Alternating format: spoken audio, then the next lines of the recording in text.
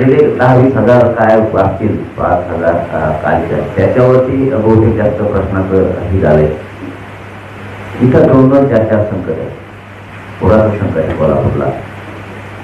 आत्ताच भोसले साहेबांचं मैदान नाट्यगृह सुद्धा चढालंय.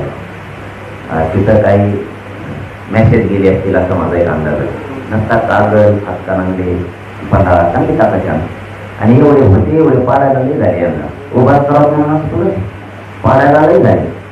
मराठ्यांची शक्ती पुन्हा एकदा मी कोल्हापूरला दाखवतो.